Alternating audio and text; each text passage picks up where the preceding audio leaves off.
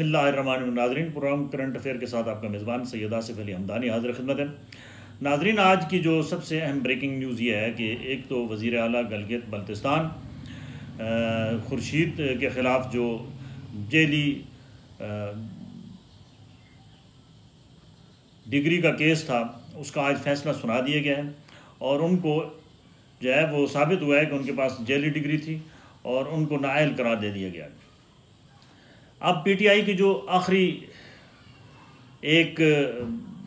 Wicket थी, यानी एक हुकूमत थी, वो थी गिलगित बल्तिस्तान की। वो भी अब वहाँ पे भी बड़े पैमाने पे अगले आप दिनों में देखेंगे तोड़ फोड़ होगी और तहरीक इंसाफ का एक फॉरवर्ड ब्लॉक बनाया जा रहा है और हुकूमत जो है वो उसके हवाले कर दी जाएगी और वहाँ से भी इमरान खान साहब की छुट्टी करा दी जाएगी। ये पाकिस्तान की बड़ी बदकिस्मती है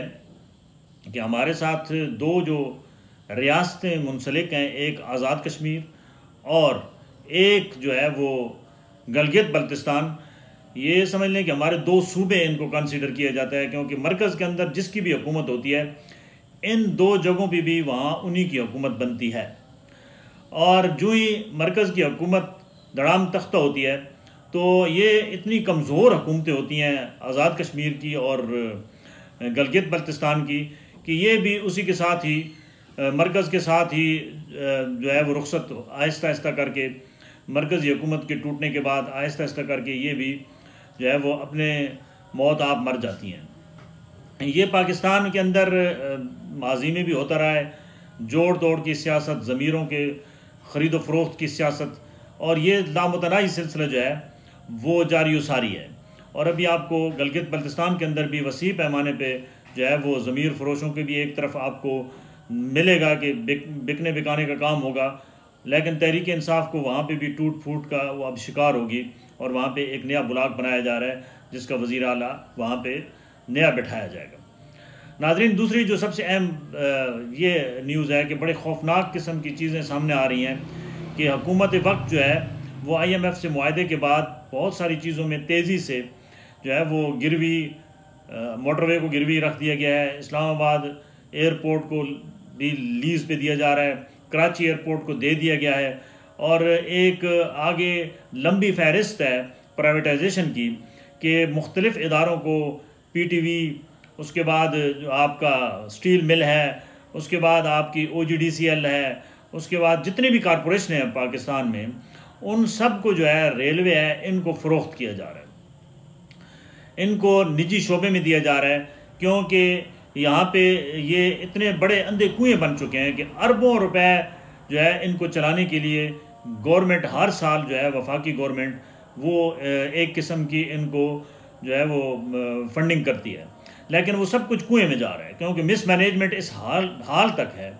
कि इन कारपोरेशनों के अंदर जो है इनके चेयरमैन जो है वो सिफारशी भर्ती किए जाते हैं और नॉन प्रोफेशनल लोगों को जो है वो इन इदारों का नज़्म नक्श चलाने दिया जाता है, जिसकी वजह से ये कारपोरेशनें बजाय इस, हालांकि ये वो कारपोरेशनें हैं जिन्होंने 1957 के बाद इस मुल्क के अंदर जितनी भी खुशहाली आई, इंडस्ट्री लगी या जो कुछ भी हुआ, इन इदारों की वजह से हुआ। ये इदारे गवर्नमेंट को सपोर्ट करते थे और किसी IMF वर्ल्ड बैंक के कर्जे की ज़रूरत पेश नहीं आती थी। लेकिन बदकिस्मती समझें कि अब हमारी करप्शन इस कदर हमारे रगों में बस चुकी है और बसा दी जा चुकी है कि हम इस गलत काम को गलत काम समझते नहीं हैं और हम अपने इदारे जो हैं वो नीलाम कर रहे हैं। इस नीलामी का फ़ायदा जो है वो ज़्यादातर अरब इमारात और चाइना ही उठाएगा। ज़ाहिर बात है, उन्हीं से हम हर वक्त भीख मांग रहे होते हैं और भिखारी की कोई ज़िंदगी नहीं होती है। मैं बार बार कहता हूँ कि सूद पे जो हम कर्ज़ा लेते हैं, चाहे वो IMF है, वर्ल्ड बैंक है या कोई भी मुल्क है, तो ये बात याद रखें कि अल्लाह से हम डायरेक्ट जंग कर रहे हैं और इस जंग के नतीजे में ज़ाहिर बात है तबाही है, क्योंकि अल्लाह ने ख़ुद वादा किया है कि जो भी सूदी निज़ाम पे निज़ाम मुमलिकत चलाएगा, घर चलाएगा, तो वहाँ पे खैर व बरकत ख़त्म होगी और वहाँ ज़वाल होगा और कभी भी तरक्की जो है वो नहीं हो सकती और तनज़्ज़ुली होगी। पाकिस्तान में भी सेम सूरत हाल यही है।